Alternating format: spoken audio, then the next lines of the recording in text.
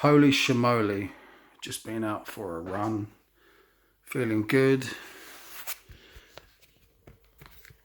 listening to metal as usual, and put that down.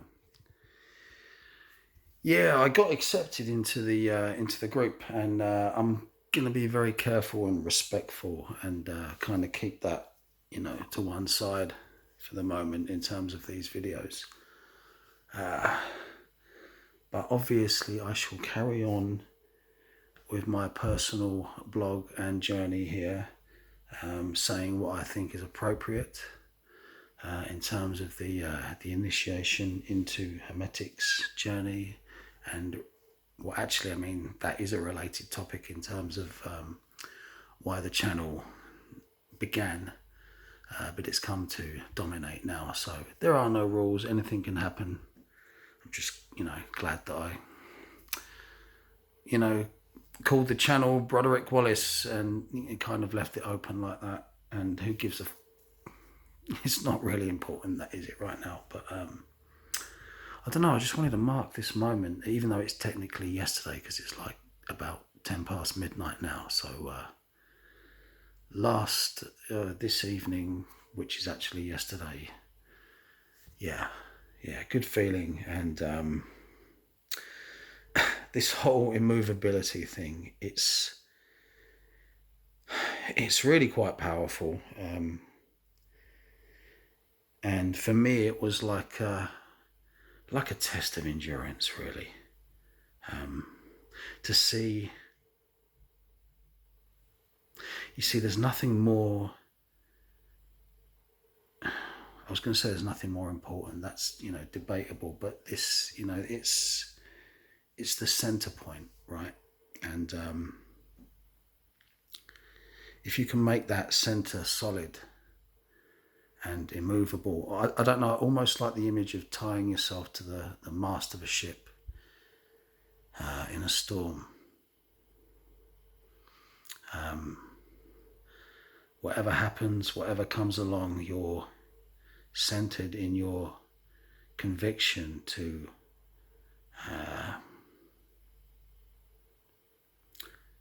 realize your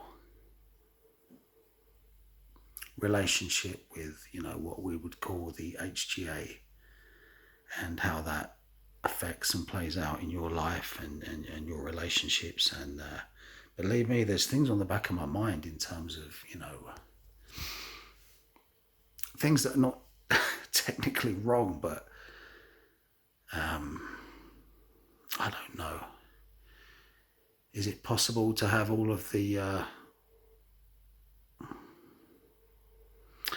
I guess my message is a little bit like, those pots, I don't know whether they're Chinese or Japanese, I ain't got time to look it up right now. But they smash a pot and then they glue it back together, but they put like gold in the cracks. So it's almost as if the brokenness becomes the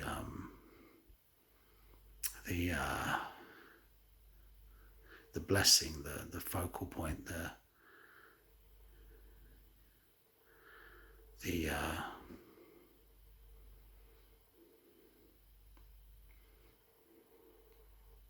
blessing. So does that mean technically that it is still broken? Because there's different ways of looking at things, right?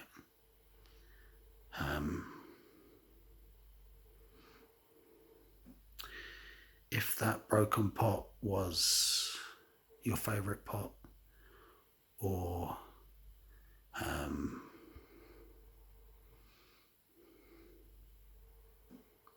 the only pot you had,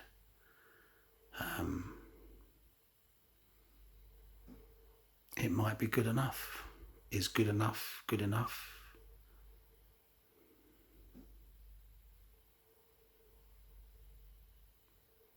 Right now it is, yeah. And that's a place whereupon to build from and push forward with a a renewed sense of hope. And wow, even after just a few weeks of, continued daily meditation, everything has improved. But that doesn't mean that the demons are not still there, and some of them, happen to be my friends. Again, it's all words, it's viewpoints, it's broken pots, it's beautiful.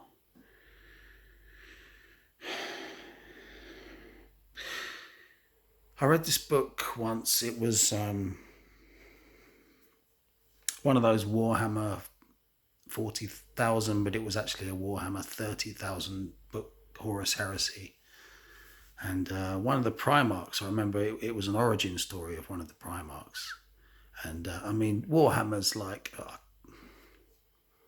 I ain't got much time for it these days, but I almost see it as a distraction from the real beauty of, mythology and things, time that's perhaps better spent. But, I can't fault it. It's a creative endeavour, It's an interesting...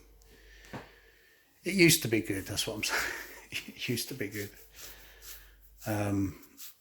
But I can't remember which Primarch it was. Was it? Actually, I won't risk it. But all I remember is this Primarch on the ground, and forgive me if the details are wrong, but this is how I remember it. There was this broken pot smashed out in front of him, and he was trying to make sense out of the patterns and the relationships between all of the broken shards, like there was meaning there. And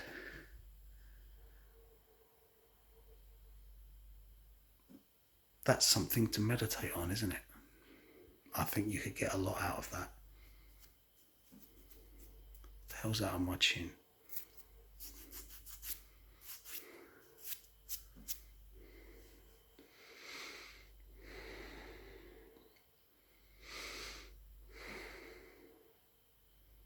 Yeah.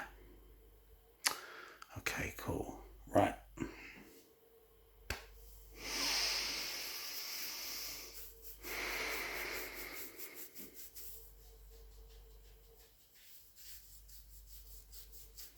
I don't know, I feel like there's something else.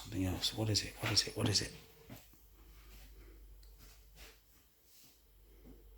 Broken pots. Gold.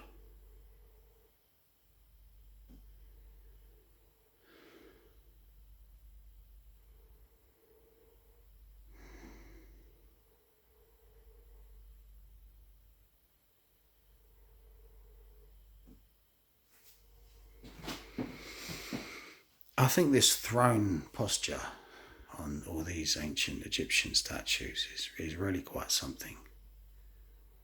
And I've spent a lot of time in what I think is the correct execution of that pose. And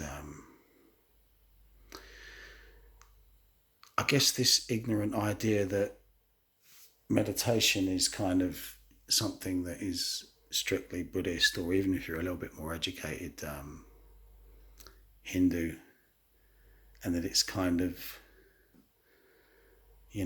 rooted in that part of the world and that's where it really belongs is obviously bullshit, isn't it?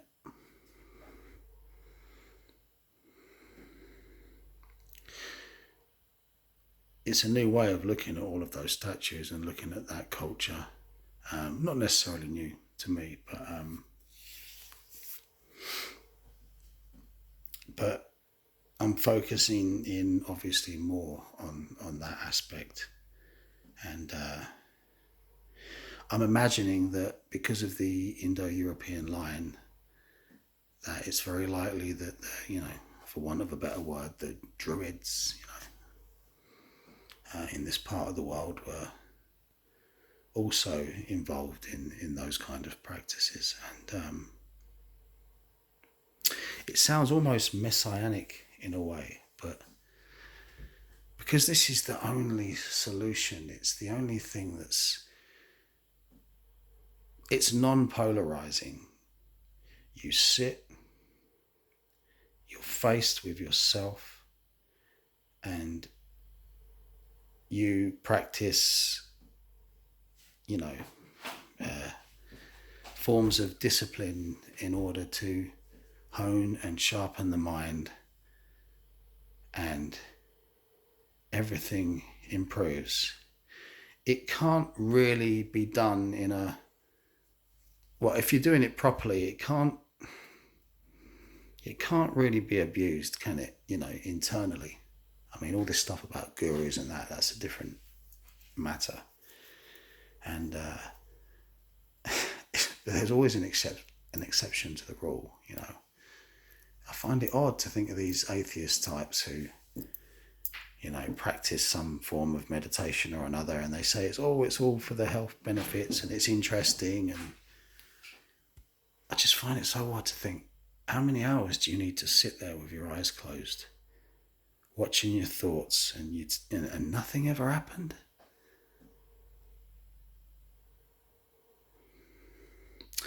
That's where a little bit of faith comes in, doesn't it?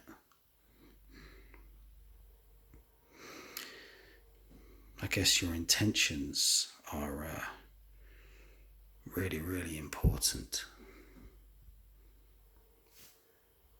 Good night.